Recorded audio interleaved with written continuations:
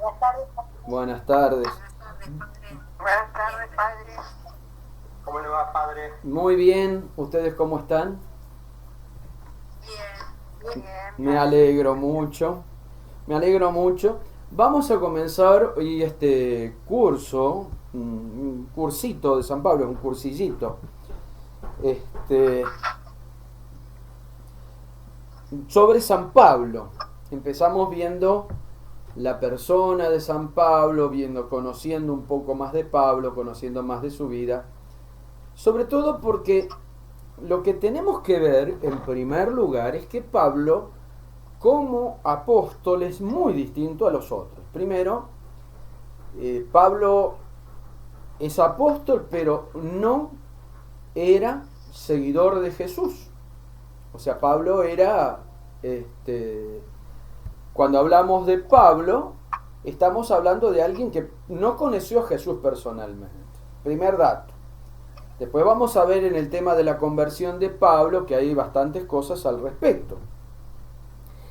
Segundo, Pablo tenía ciertas cosas por sobre los demás apóstoles. ¿Qué quiero decir con esto? No es que fuera ni mejor ni nada, sino que Pablo tiene la característica de ser un hombre sumamente formado. Es decir, Pablo es un hombre con una gran formación y al cual le debemos todo lo que es la elaboración de la teología, de la espiritualidad, del dogma cristiano, tal cual lo conocemos. Ustedes piensen que la primera iglesia, como yo les he aclarado en distintos cursos, no tenía la cosa tan clara ni tan armada. Fue discerniendo, hablando, orando, todo esto, hasta llegar bajo la guía del Espíritu Santo, más todo el conocimiento que ellos pudieran tener, a formarse un pensamiento, a armar una elaboración de lo que debían creer, de aquellos principios de la fe que se debían creer. Gran parte de esta elaboración se la debemos a Pablo y a sus discípulos. Vamos a ver que San Pablo juega un papel fundamental en un montón de situaciones y de cosas que hacen a la vida y al crecimiento y la expansión de la iglesia. De hecho, si no fuera por Pablo, ya vamos a ver, nosotros hoy, no sé, creeríamos en la licuadora, lo más probable, le estaríamos prendiendo velas a la multiprocesadora de la casa, qué sé yo. Básicamente es esto. Ahora, por eso que lo primero que vamos a empezar es este, tratando de ver quién era San Pablo. Vamos a tratar hoy de ver, primero conocer la vida de Pablo, en segundo lugar conocer un poco más de la vida de la iglesia primitiva y hablar el tema de las cartas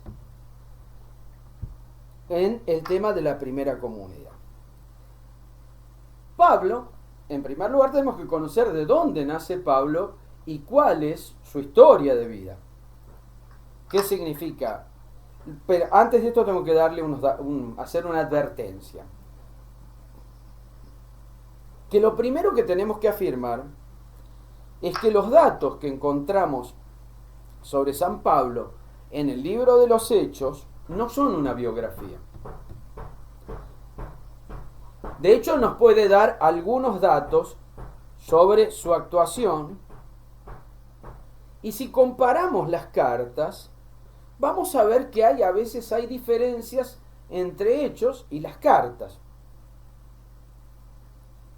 Yo les voy a citar dos cartas que son en la carta a los filipenses él habla de su propia historia, da algunos datos autobiográficos y en la carta a los gálatas también nos va a dar otros datos. Ahora vamos a ver eso. Pablo es nacido en Tarso. Primer punto. Ya marca una diferencia. Tarso era una ciudad romana, una colonia romana. ¿Qué características tenía haber nacido en Tarso? Que cuando uno nacía en una colonia romana, como estas. ¿Cómo se formaban estas colonias? Cuando uno sobrevivía a las infinitas guerras que tenía el ejército romano y ya a cierta edad te jubilaban, te daban, así con todos los veteranos de guerra, les daban tierras y qué sé yo, en determinado lugar fundaban una ciudad que era una colonia. Quienes nacían en esas ciudades tenían ciudadanía romana, lo cual equivalía a un montón de privilegios, de desplazamientos y de posibilidades que no tenía el resto. Fíjense, eso ya es un detalle. Pablo pertenece a la comunidad judía de Tarso. Tarso queda en Turquía, en el Asia Menor, en lo que actualmente es Turquía. Y Pablo, por su origen, está en contacto con el paganismo. O sea, tiene formación, él conoce el paganismo, conoce el pensamiento pagano, pero no solo conoce el pensamiento pagano, sino que es notable que Pablo tiene formación filosófica, conoce la filosofía griega y la filosofía estoica también la conoce perfectamente. O sea, Pablo es un hombre de formación. Pero Pablo no está solamente allí, sino que Pablo era fariseo, fue formado en el judaísmo palestinense y él se define como discípulo formado a los pies de Gamaliel.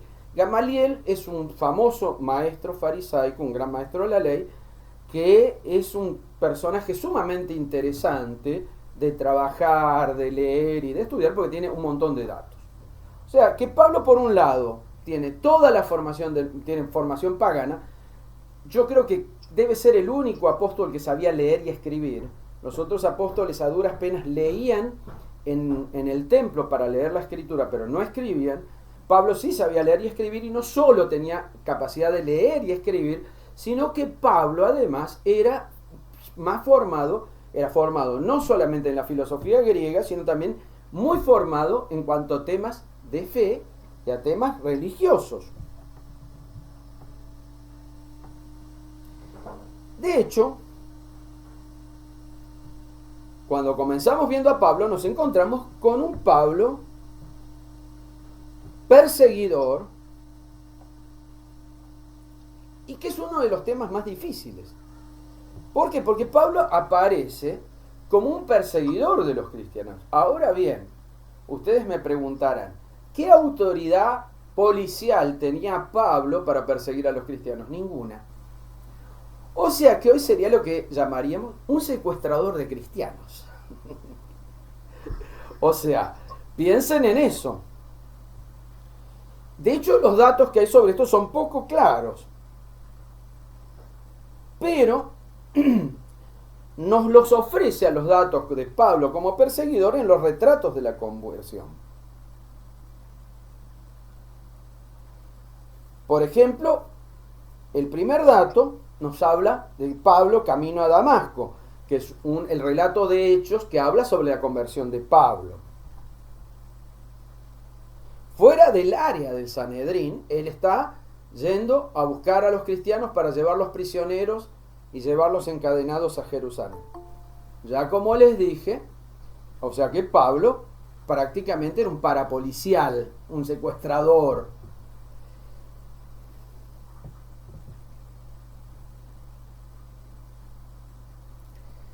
Por eso que la pregunta que se hacen muchos expertos, ¿el Sanedrín podía determinar pena de muerte en Damasco? Y obviamente que no, es muy poco claro ese dato.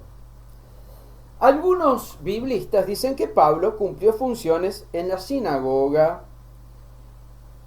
y habló de penas de muerte, cumplió en funciones en la sinagoga y habló de penas de muerte. Si la sinagoga de Damasco ejecutó las penas a aquellos que eran judíos y empezaban a creer en Cristo, y Pablo sería un funcionario de la sinagoga, esto es una posibilidad. Como ven, nos faltan un montón de otros datos. En Gálatas,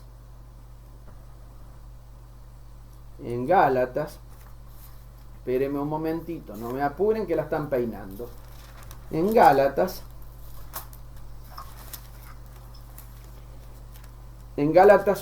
1, capítulo 1, versículo 22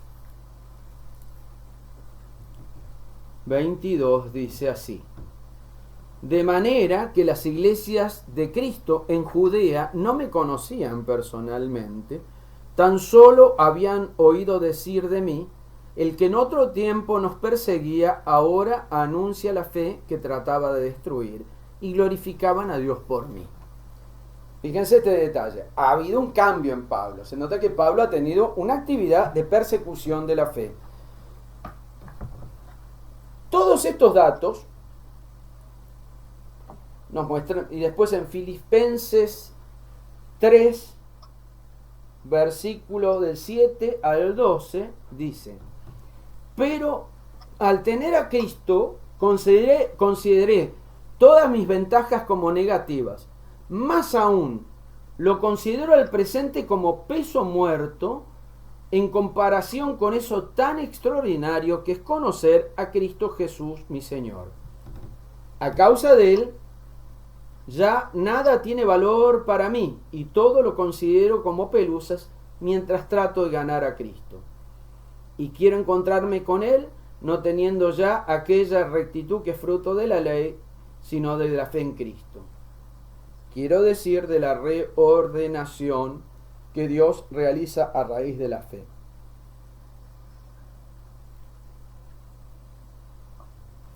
Bien, los Hechos nos cuentan 3 relatos de la conversión. El primero en Hechos 9:1.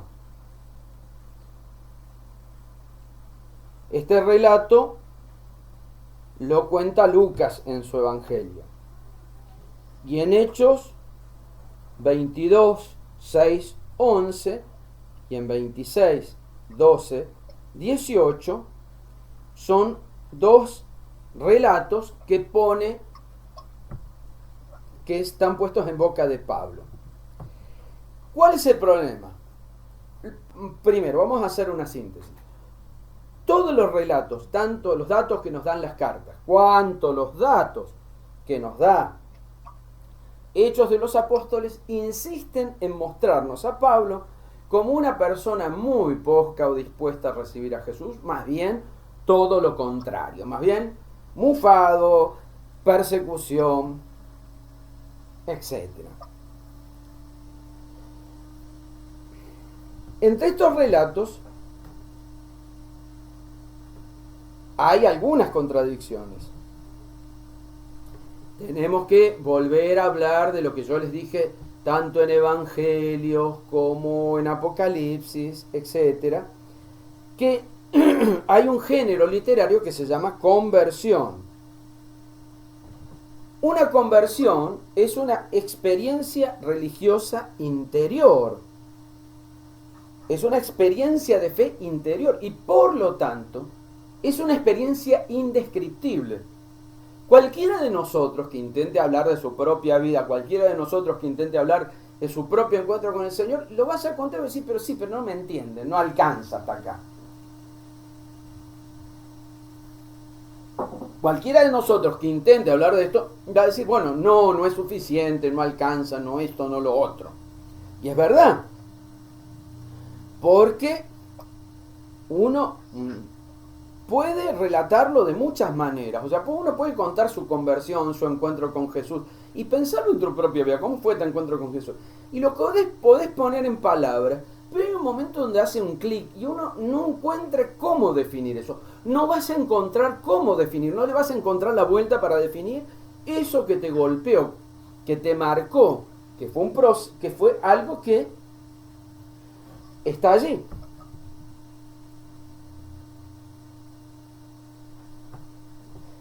En Filipenses, por ejemplo, se habla de que está encontrándose con Cristo resucitado. Dice, caer con el rostro en tierra, por ejemplo, cuando hablan de que Pablo cae en el camino de Damasco con el rostro en tierra frente a una luz, por ejemplo, ahí Lucas lo que está contándonos es dos cosas. Caer al suelo, mirando el suelo, postrado en el suelo, es una actitud de adoración ante la manifestación de la divinidad. Es decir, cuando Pablo se cae en tierra, en el camino de Damasco, es una actitud de adoración. Después viene la segunda parte. Saulo, Saulo, ¿por qué me persigues? La pregunta de Pablo, ¿quién eres tú, Señor? Yo soy Jesús a quien tú persigues. ¿Qué es lo que está diciendo Lucas? La iglesia es Jesús. Perseguir a la iglesia es perseguir al mismo Jesús. En Gálatas, capítulo 1,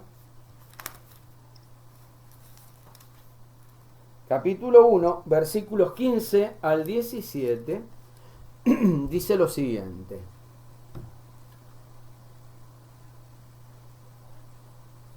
Ni tampoco subí a Jerusalén para ver a los apóstoles antes que yo, sino que fui a Arabia y de allí regresé después a Damasco. Mas pasados 3 años subí a Jerusalén para entrevistarme con Pedro y permanecí con él 15 días.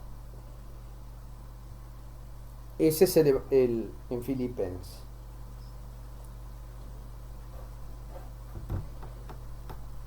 De hecho, Hechos 11 habla de una estadía de Pablo en Antioquía. La comunidad de Antioquía de alguna manera va a plantearle al tema, va a plantear el tema de la misión de los paganos, sobre todo llegando al norte de Grecia.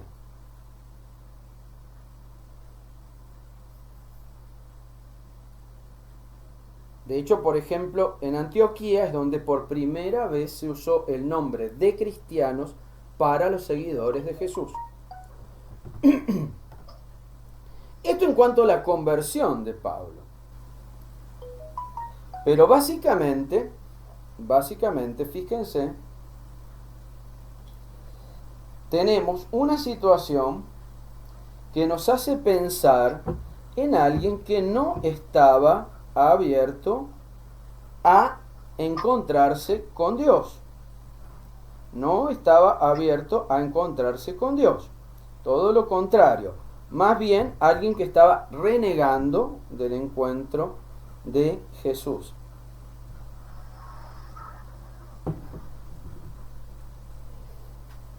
Bien.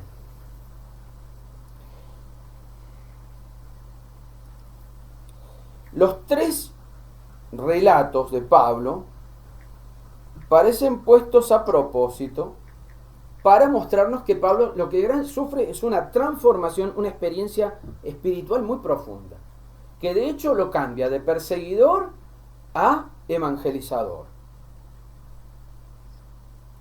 Pablo es el primero que va a predicar a los paganos. Entonces se plantea un problema con ellos, como ya se los he explicado. ¿Cuál es el problema? Pablo, la pregunta que tenía la primera comunidad cristiana era si primero había que hacer los judíos. Pablo responde, no. Pablo dice, la fe en Jesús, el cristianismo es algo distinto. Segundo planteo que se hacen. Sí, para ser cristiano tiene obligatoriedad la ley de Moisés.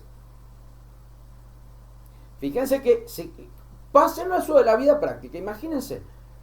Tenemos que comer carne kosher, que significa carne desangrada y matada bajo el ritual judío. No sé si ustedes saben, pero el judío ortodoxo como eso. Segundo, no pueden comer ni jamón, ni choricito, ni chanchito, ni jamón crudo, ni jamón cocido, ni quesito de chancho. Realmente muy triste. Por lo menos para mí, que me encanta todo eso, ¿viste? Ni un salamincito, imagínense qué desgracia. Pero básicamente es esto, nos encontramos con un planteo que nosotros decimos, mira, se plantearon esto. No, el planteo es muy profundo y el planteo tiene mucho que ver con nuestra vida actual. Por Pablo llegamos a esto. Cuando Pablo se pregunta si la ley de Moisés es obligatoria para los cristianos,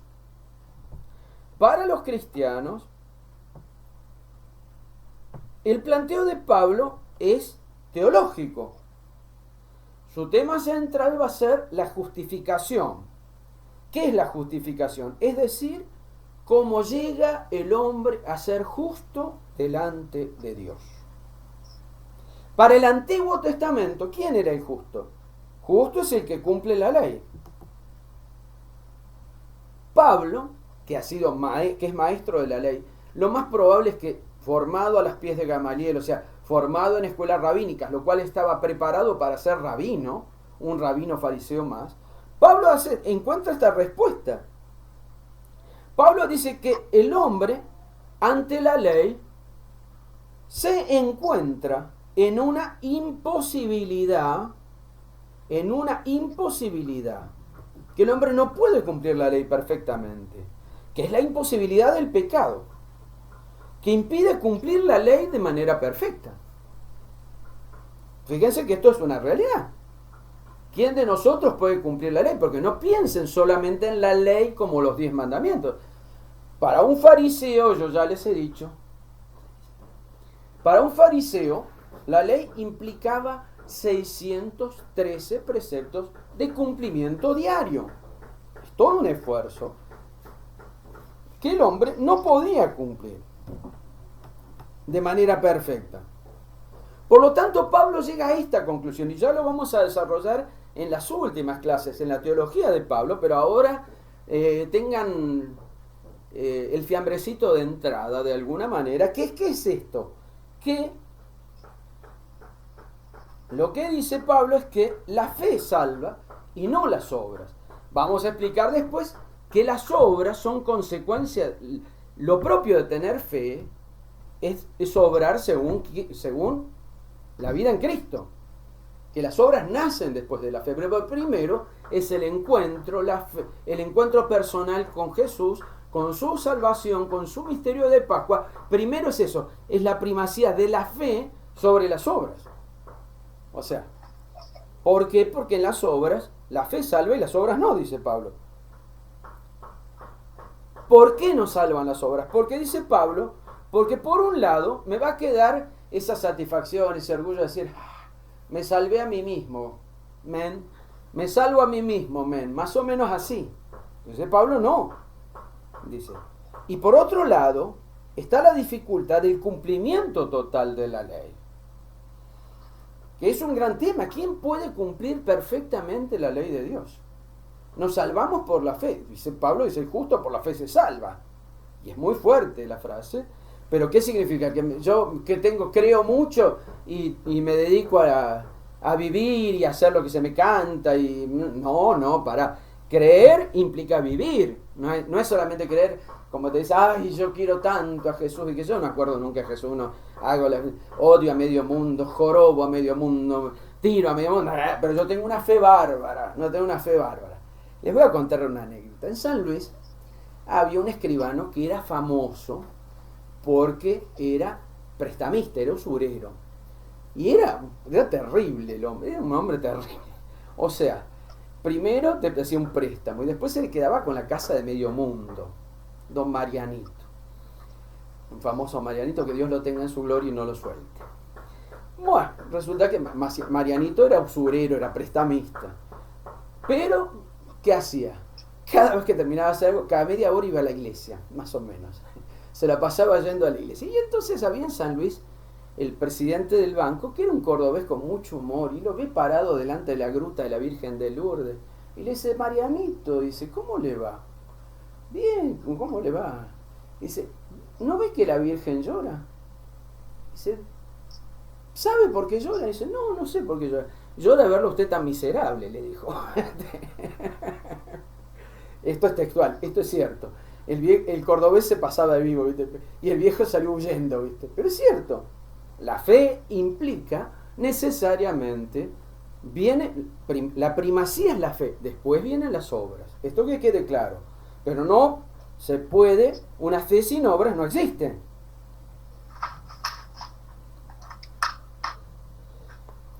Por lo tanto, para Pablo, la única justificación es aceptar la fe en Cristo. El hombre y la mujer es reconciliado con Dios por los méritos de Jesús, por los méritos de Jesús. En el relato de conversión nos encontramos el impacto que tiene en Pablo ese encuentro con Jesús resucitado, con Cristo resucitado. ¿Qué significa esto? Que en Pablo provoca algo sumamente fuerte, muy trascendente, y hay algo que le moviliza la vida. A todos en algún momento, solamente cuando vivimos ese encuentro personal con el Señor, que nos saca de quicio y nos dice, bueno, ahora hermana, ahora hermanito, empezá a moverte, dale, a moverse para adelante, acá están las promesas, pero acá estás vos, movete de algún lado, hace algo, no seas paralítico o paralítica. Fíjense, ahora vamos a hablar también sobre los viajes de Pablo. Sobre los viajes de Pablo, tenemos 3 viajes misioneros de Pablo, que son algunos de los momentos de su vida en que podemos tener alguna precisión cronológica. Por ejemplo, cuando Pablo predica en Corinto, se menciona a Galión como gobernador romano, Hechos 18:12. Por otro lado, por las crónicas, sabemos que Galión solo gobernó 1 año en Corinto, lo que nos permite situar a Pablo en Corinto en el año 52 de la era cristiana. Bien.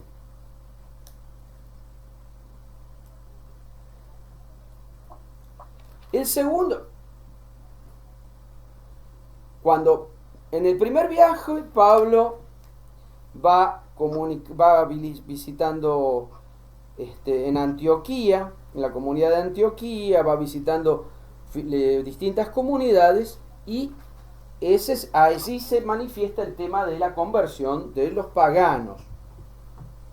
Bien, la segunda misión de San Pablo, o el segundo viaje de San Pablo, la encontramos en Gálatas 2, del 1 al 10. Dice, después de 14 años, subí de nuevo a Jerusalén con Bernabé, llevando a Tito con nosotros. Siguiendo una revelación, fui a exponerle el evangelio que anuncio a los paganos. Me entrevisté con los dirigentes en una reunión privada, no sea que estuviera haciendo o hubiera hecho un trabajo que no sirve. Pero ni siquiera obligaron a circuncidarse a Tito, que es griego, y que estaba conmigo. A pesar de esto había intrusos, pues unos falsos hermanos se habían introducido para vigilar la libertad que tenemos en Cristo Jesús y querían hacernos esclavos de la ley. Pero nos negamos a ceder, aunque fuera por un solo momento, a fin de que el evangelio se mantenga entre ustedes con toda su verdad. En este segundo viaje, Pablo ya plantea este tema que les estaba contando, que fue el primer gran conflicto, que fue la ruptura de la primera iglesia con la cultura judía, con la mentalidad judía. De hecho, los que seguían así como avalando esto fueron conocidos con el nombre de judaizantes, se fueron conocidos como judaizantes. En la comunidad de Antioquía, los judaizantes, como les venía contando recién, ¿qué hicieron? Obligaban a circuncidarse a todos los que entraban en fe. Entonces, la comunidad envía a Pablo a Jerusalén, en Gálatas, como les dije, 2, 1, 10, y le da un giro a todo lo que les expliqué sobre la circuncisión. Esto lo podríamos encontrar en el capítulo 15 de los Hechos.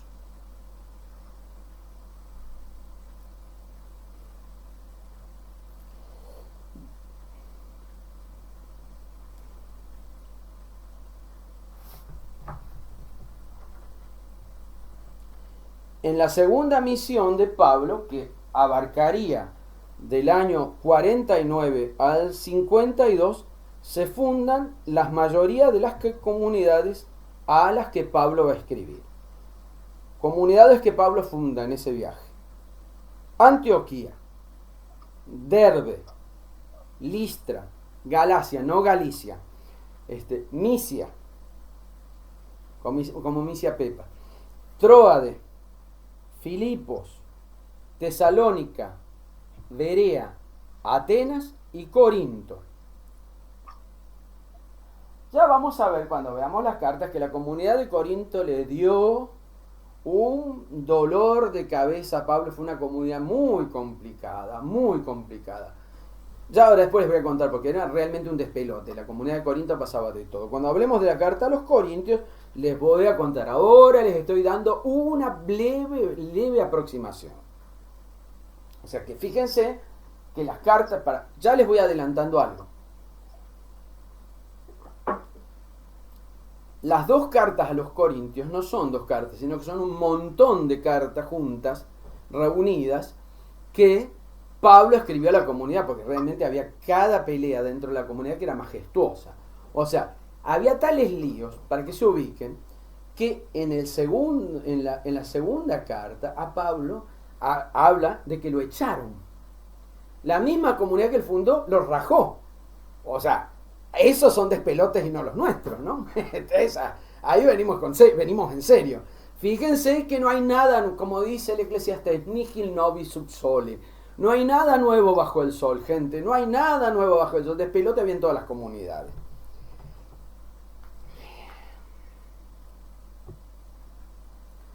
Y luego, la de Éfeso, que va a ser la comunidad más importante de Asia Menor, lo que hoy es Turquía.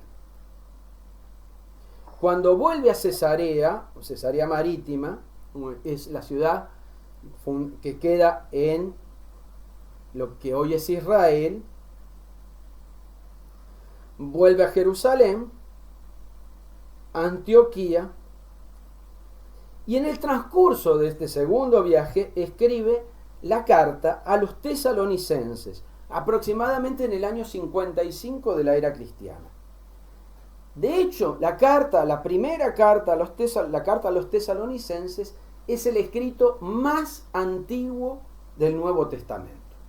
Es lo más antiguo, que ustedes quieren leer algo antiguo, carta a los tesalonicenses, es lo más antiguo del Antiguo Testamento.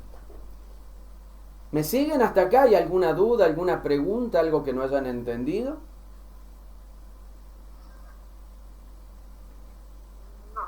No, está todo claro.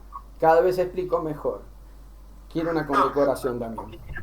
Hay quilombo en todo, o sea que veo en esto también. Por supuesto. Claramente. Y usted cada vez explica mejor, así que... Gracias, Jorge. Gracias. Después te pago. Sí. Patricia, ¿querías decir algo? Dime.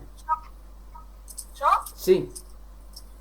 Quería decir que usted está un poco, para mí va con la velocidad un poquito a trote. Y otra cosita, gracias por su explicación. Y esto, usted dijo que Galión fue gobernador romano y eso fue en el año 51. 52. Fue gobernador romano de Corinto, de la ciudad de Corinto. Es una ciudad griega, una ciudad portuaria. Galión gobernó solo un año, que es en el año 52. Solo eso me quedó. Muy bien. Ya. Y finalmente tenemos la tercera misión de Pablo. Y de hecho va a ser la misión más importante. ¿Por qué? Porque en esta misión se escriben la mayoría de las cartas paulinas. Pablo visita Antioquía, Galacia, Frigia, Éfeso, Macedonia, Acaya, Filipos, Tróade, Osos, Mitilene, Quíos, Samos, Miletos, Corinto, Rodas, Tiro, Cesarea.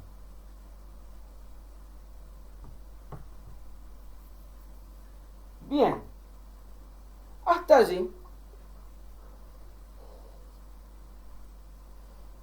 Pablo vuelve a Jerusalén, lo encontramos en Hechos 20:16.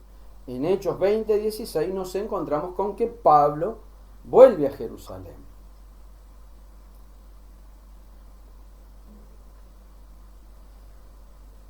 Posiblemente en el año 58, muy probablemente, Pablo cae preso por segunda vez y está preso en Cesarea. Cesarea, les repito, una ciudad que había fundado Herodes el Grande en la costa de lo que hoy es Israel, y era una ciudad completamente romana. De hecho, le puso Cesarea para homenajear al César, porque en eso Herodes el Grande era muy chupamedia. Pero construyó una ciudad completamente romana. Nada que ver con Jerusalén, aunque situada en territorio judío. Bien. Cuando Pablo cae preso, ¿qué hace? Pablo tonto no era muy inteligente. Valiéndose que él era ciudadano romano, apela al César. ¿Qué quiere decir esto? Vamos a explicar un poquito. Los que tenían ciudadanía romana, que era muy poca gente, los que nacían y vivían en la ciudad de Roma, o en una de las colonias que se llamaban colonias romanas, no podían ser juzgados por nadie, solo por el César. ¿Qué quiere decir esto? Que ningún tribunal menor podía llamarlos la atención. No podían ser juzgados por nadie más que por el emperador. Fíjense que Pablo, más vivo que el hambre, dice, le preguntan, incluso en Hechos se van a encontrar, que le preguntan, ¿no quiere ser juzgado por el César? Dice, no, dice, apelo a su majestad el César. Chao. A partir de ahí, todos violín en bolsa, y Pablito tiene que irse a Roma para ser juzgado. Fíjense que esto es todo un tema, un fuerte tema. Así, el viaje a Roma es el viaje del cautiverio. Y aún así, donde va, sigue anunciando la buena noticia. Hay 3 cartas de Pablo que son conocidas como las cartas de la cautividad, escritas durante el viaje hacia Roma. Primero, la carta a Filemón, que es una carta muy cortita y es una carta privada. A ver, les explico un poquito. Filemón era un esclavo que se había escapado, que Pablo conoce en la cárcel y que se convierte al cristianismo. Resulta ser que su dueño era cristiano, y cuando lo devuelve a su dueño en libertad, le dice, recibilo como me recibieras a mí. Yo quisiera que se quede conmigo por todo lo que me ha ayudado y me ha servido, pero hacé de cuenta que me estás recibiendo a mí. Es una carta privada, una carta muy cortita donde Pablo le escribe al dueño, a Filemón, al dueño del esclavo, para que lo reciba y no lo castigue y lo reciba con cariño como si fuera el mismo. La segunda carta que Pablo escribe durante este tiempo, que es conocida como carta de la cautividad, es la carta a los Colosenses, y la tercera, la carta a los Efesios.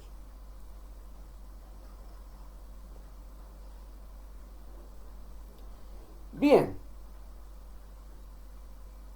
el tema de la muerte de Pablo. Estamos con la biografía todavía. No empecé con otra cosa. Ténganme paciencia. Voy a ir despacio ya que me lo han reclamado. De la muerte de Pablo no tenemos demasiadas noticias. De hecho,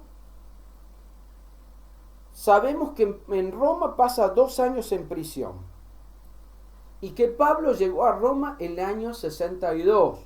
O sea que si pasó 2 años en prisión y llegó en el año 62, quiere decir que hasta el 64 estuvo preso.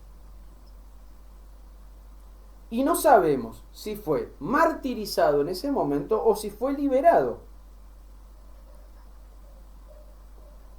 ¿Qué es lo que pasa? Acá los biblistas discuten si Pablo fue liberado o no, ya que muchos sitúan la muerte de Pablo en el año 67, lo cual hablaría de un cuarto viaje de Pablo.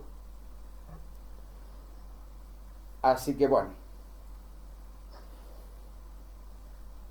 los datos que tenemos sobre la muerte de Pablo nos vienen desde la tradición. No hay escritos sobre la muerte de Pablo. Lo único que se sabe es que Pablo murió en Roma muy contemporáneamente, muy al mismo tiempo que Pedro, en torno al año 68. Y otros biblistas dicen que no, que Pablo muere en el año 67. Bueno, más o menos estamos en el 67, 68, más o menos estamos ahí. Año más, año menos, considerando que no contamos con grandes datos sobre el tema para saber. Pero estimamos que entre el año 67 y 68 Pablo fue martirizado. Les recuerdo cómo fue martirizado Pablo. Pablo no podía ser crucificado porque era ciudadano romano. Por lo tanto, fue decapitado. Le cortaron la cabeza. Porque era una muerte más digna. Era la muerte de un ciudadano romano. Ahora bien, si Pablo muere en el año 68, aquí tenemos que aprender una cosa.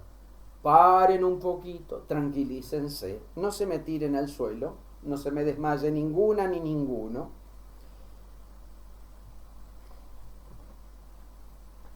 ¿Qué quiere decir esto? Que las cartas a Timoteo, las dos cartas, primera Timoteo y segunda Timoteo, y la carta a Tito, no serían de Pablo, sino de un discípulo de Pablo. ¿Por qué dicen la mayoría de los biblistas esto? Que eran de un discípulo, alguien, de un seguidor de Pablo, de uno de sus ayudantes, de alguien que vivía con él, que lo conocía. Porque cuando uno lee esas cartas se da cuenta que las cartas nos hablan de una iglesia ya mucho más organizada.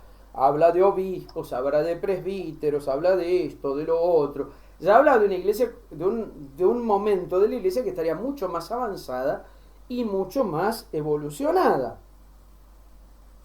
O sea, estas 3 cartas, la primera y segunda Timoteo y la carta a Tito, las habría escrito un grupo de discípulos de Pablo en forma muy posterior a la muerte de Pablo.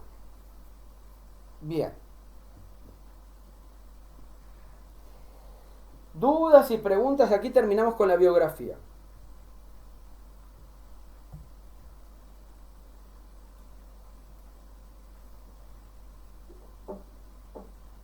Sí, Patricia.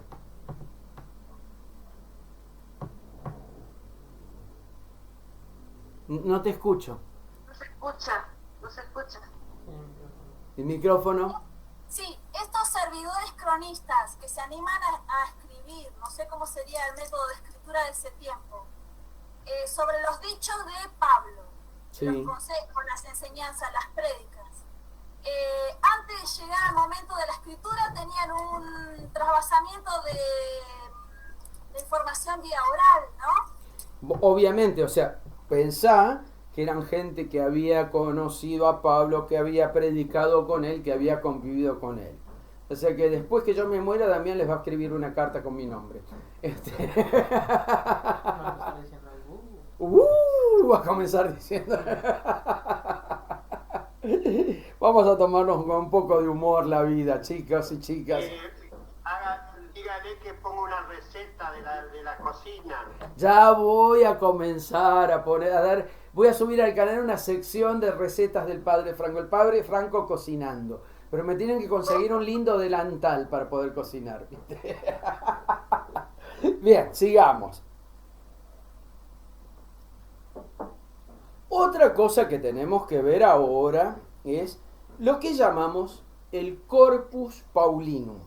O sea, se los traduzco al castellano. Esto porque, discúlpenme los latinazgos, pero tengo que... Uno tiene sus vicios de formación. Ustedes discúlpenme, perdónenme humildemente. ¿El Corpus Paulino qué es? Las cartas paulinas, el grupo de cartas paulinas.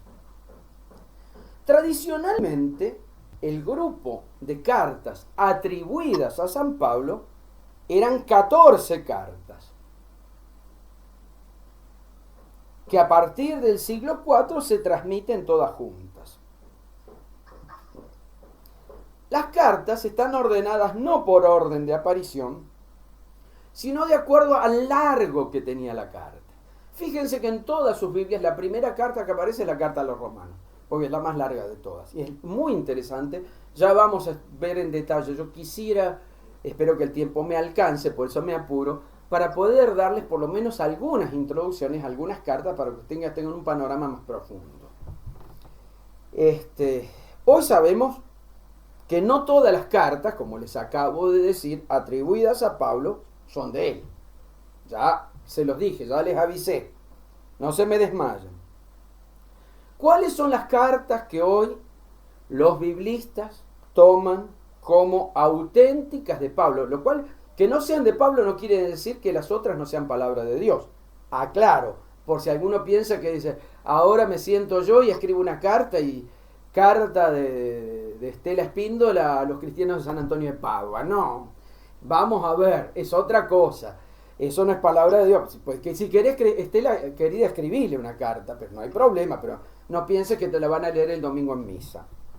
¿Cuáles son las cartas que los biblistas consideran cartas auténticas? La primera carta a los tesalonicenses, esa es auténtica. Primera y segunda carta a los corintios. Primera y segunda de Corintios, que como ya les aclaré, son una serie de cartas más cortitas que Pablo le escribió a la comunidad de Corinto, porque era realmente una comunidad difícil. Ya vamos a entrar en el tema de la comunidad de Corintios. Después, otra carta más que se considera auténtica de Pablo es la carta a los filipenses. Después la carta a los gálatas, la carta a los romanos y la carta a Filemón. ¿Cuáles son dudosas? ¿Cuáles son dudosas? ¿Qué cartas son dudosas? Segunda Tesalonicenses, Efesios y Colosenses son dudosas. Se duda.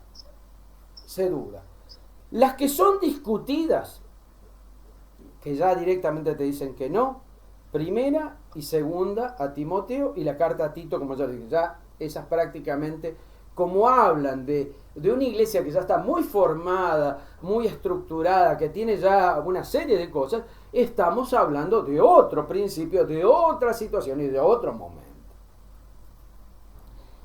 Y la que nadie acepta como carta de Pablo es la carta a los hebreos. ¿Qué quiere decir esto? Que primero tengo que determinar, la carta a los hebreos no es de Pablo ni remotamente. Segundo, Hebreos no es una carta, es un tratado. Es como un escrito de espiritualidad que no tiene nada que ver teológicamente con Pablo. O sea, la carta a los hebreos no dice en ningún lugar, todo el mundo dice la carta a los hebreos, la carta a los hebreos. Primero, no tiene nada que ver con la teología de Pablo. Y segundo, no es una carta. Ningún lugar dice que sea una carta. No se manifiesta como una carta. ¿Lo tienen claro? Bien.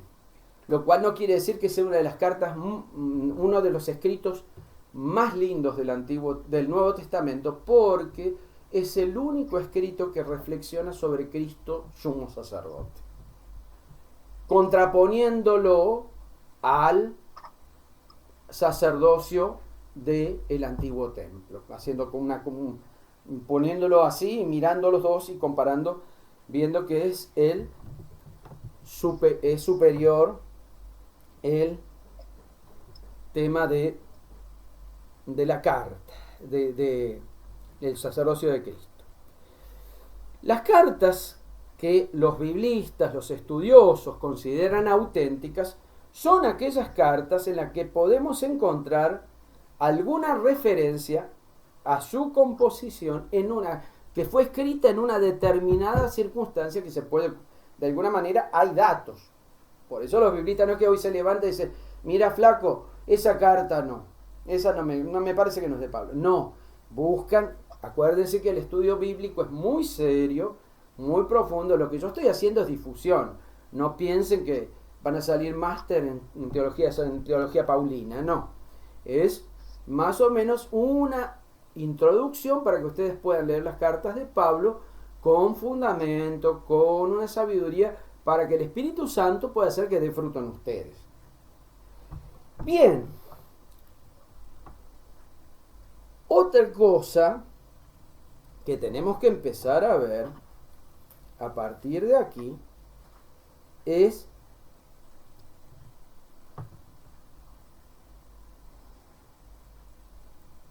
lo que es el género literario. Las cartas son un género literario. ¿Qué quiere decir? Acuérdense lo que les he explicado múltiples veces. Un género literario es una forma de escribir que el autor elige para transmitir un mensaje de una determinada manera, bien sea a una persona, bien sea a alguien que está haciendo. Este género literario le llamamos género epistolar. Me van a decir si es viejo, ya a hoy no se escriben cartas, lo único que te llevan por cartas son las facturas. Todo lo que conocemos, salvo los detalles que nos brinda Hechos de Pablo, es a través de las cartas. Y de hecho, la mayor parte del Nuevo Testamento son cartas. Ahora bien, ¿se inventaron un género literario nuevo? No. Por ejemplo, en el Antiguo Testamento nos encontramos con cartas. Por ejemplo, en Jeremías 29, del 1 al 23, nos encontramos con una carta. En Baruch 6 nos encontramos con una carta. Es decir, que el Antiguo Testamento también conocía este género literario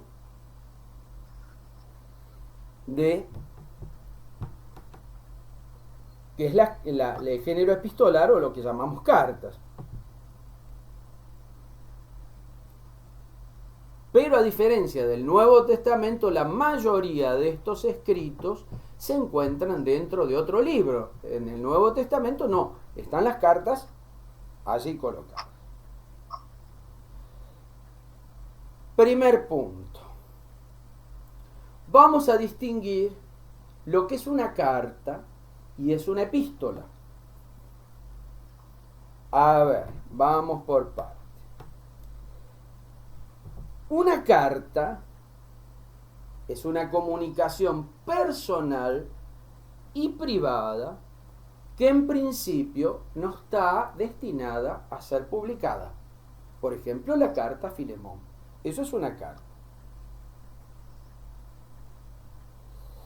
Una epístola es una obra literaria destinada a ser publicada con un destinatario ficticio. O sea que es un tratado en forma de carta. No, lo que interesa es el contenido, no quien lo escribe. Por lo tanto, las epístolas no suponen nada.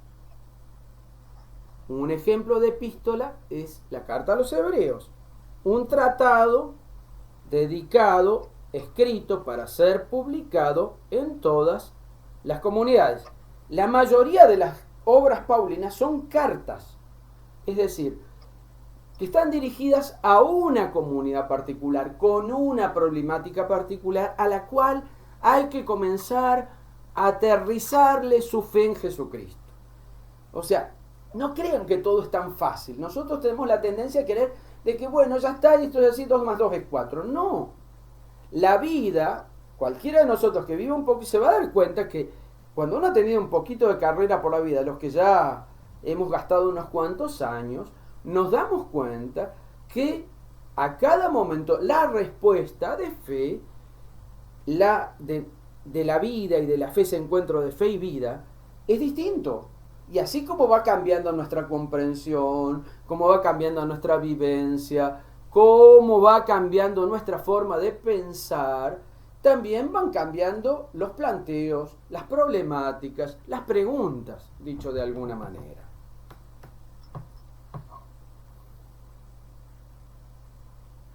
De hecho, sacando la carta a Filemón, los destinatarios de las cartas de Pablo son la comunidad.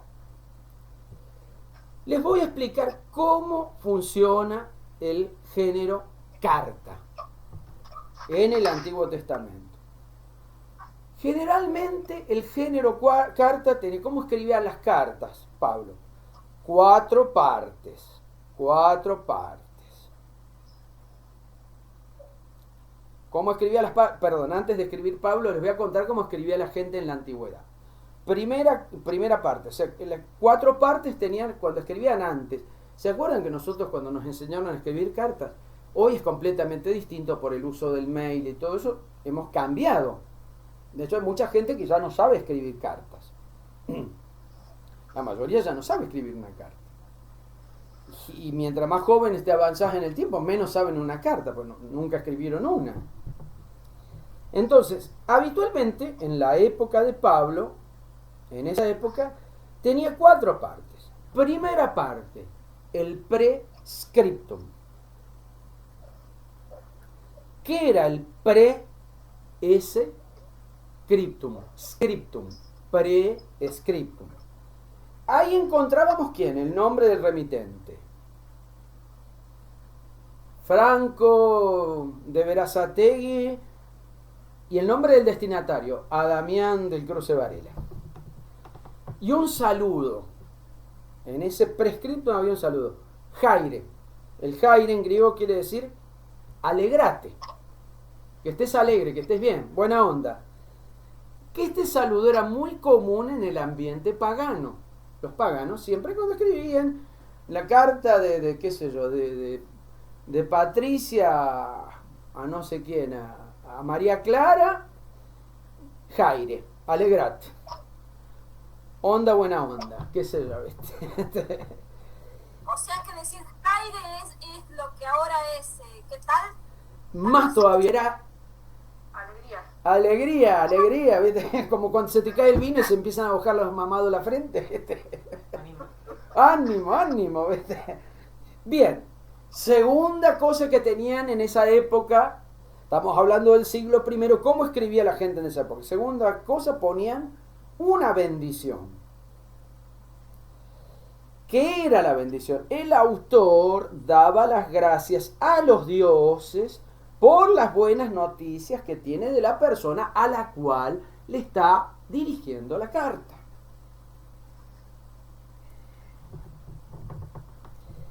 Tercero, lo que se llama scriptum. Es el cuerpo de la carta. Allí que encontramos el contenido de la carta. Lo que quiere decir a uno, a otro, a otro, a otro, a otro, qué sé yo. El contenido. Mandame una docena de huevos, qué sé yo. El contenido.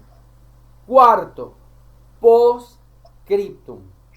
Post, P-O-S-T, scriptum. ¿Qué es ahí en el postscriptum? El saludo final.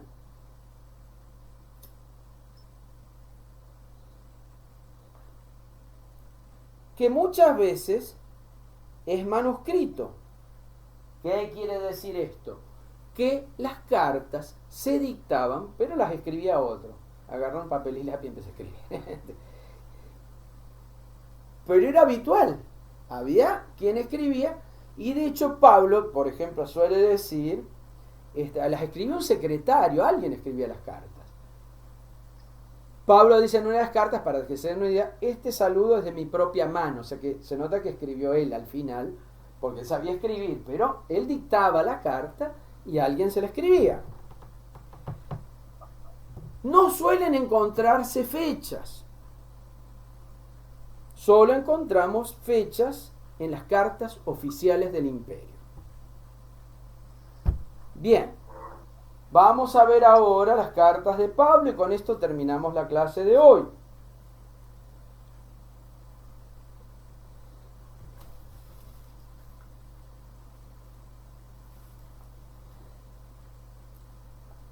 Lo primero que notamos es que en el postscriptum, en la última parte de la carta, junto al nombre de Pablo, aparece un agregado. ¿Y cuál es ese agregado? Pablo apóstol. ¿Por qué Pablo? Lo primero que nos llama la atención es esa. ¿Por qué? Porque le da un carácter de oficialidad. Y de hecho en el postscriptum a veces hace referencia a algunos colaboradores, les manda saludos fulanito que está conmigo, les manda saludos el otro, también y qué sé yo. Bien, ahora vamos a ver cómo escribe Pablo con esos cuatro pasos que usaban las cartas en la época de Pablo. Prescriptum. Coloca los destinatarios. Pablo a los cristianos que viven en tal lado. Punto. Y no dice Jaire. Reemplaza el Jaire y dice gracia y paz. Primera diferencia a ustedes. Les dice así. Gracia y paz. No les dice Jaire como decían los paganos. O sea, coloca el nombre, carta a los cristianos de San Antonio, María, Zacarías, lo que sea, y les dice gracia y paz. Segundo, la bendición. Cuando Pablo usa para la bendición, da gracias al Padre por lo que está viviendo, pasando, sucediendo en la comunidad. Y fíjense, no está dirigido a Jesús. Damos gracias a Dios Padre que nos ha hecho capaces de compartir la herencia del pueblo santo en la luz, por ejemplo. Comienza así Pablo.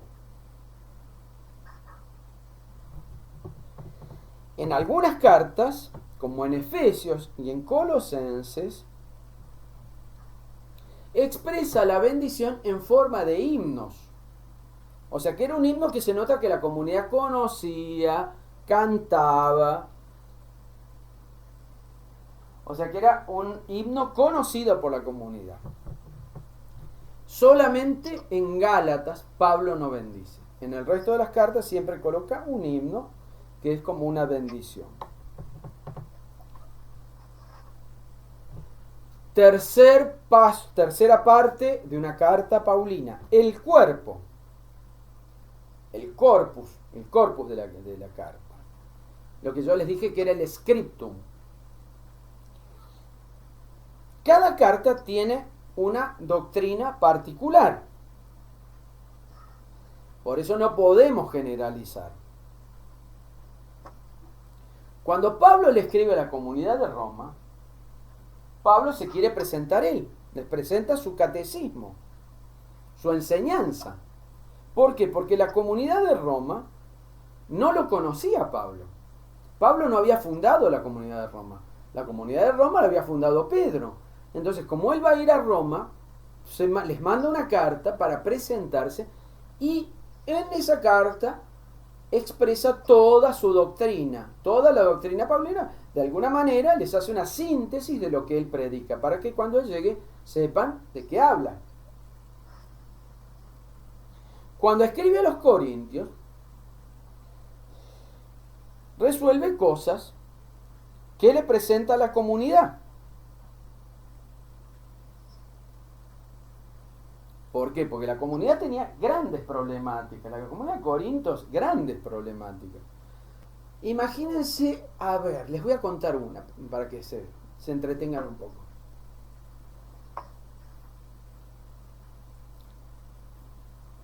En las primeras comunidades, ¿qué se hacía? Se leía la palabra, se predicaba y se cenaba. Había cena con comida, no, que comíamos. Estaría lindo eso, ¿no? Cada vez que hay misa se sirve el plato. Y después, cuando terminaba la cena, se hacía lo que nosotros sería la consagración y la comunión. Interesante, ¿no? ¿Qué pasaba en Corinto? Que había unos que tenían plata y que morfaban a los cerdos. Y los otros, que no tenían plata, comían un pancito y aplaudían. Entonces Pablo interviene y dice, che, ustedes, algunos se llenan la panza y otros pasan hambre delante de los pasan hambre mirándolos a ustedes. Muchachos, acá hay algo que no está bien, ¿viste? Solo por contarles un temita de la carta a los Corintios que lo van a encontrar. Alguna vez les va a llamar la atención y decir, ¿esto qué tiene que ver? Básicamente porque se comía. Las reuniones de los cristianos eran una comida. Básicamente eran una comida. Y dentro de esa comida había la proclamación de la palabra, la predicación. Acto seguido se cenaba y se consagraba el pan y el vino y se comulgaba. ¿Ven? Pero en todas las cartas Pablo hace dos aportes.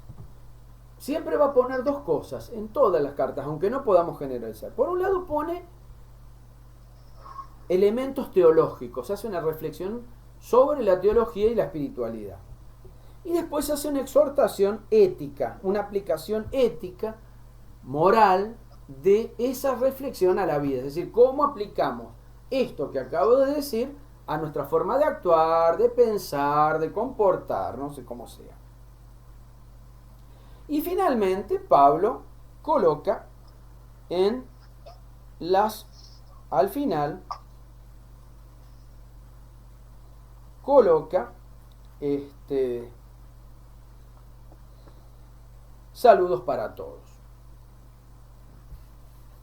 Bien, hasta ahí se entiende. Sí.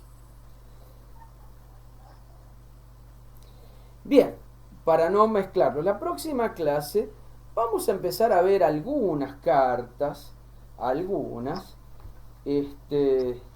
para que ustedes puedan ver algunos datitos de todo esto, y después voy a tratar de darles la teología, y el tiempo que nos quede los voy a emplear ya más profundamente tomando algunas cartas. Por ejemplo, la carta a los romanos, iré por orden, hasta donde llego. Mientras más llegue mejor, por eso me apuro. Bueno, gente, ¿alguna duda, pregunta, algo que me quieran decir?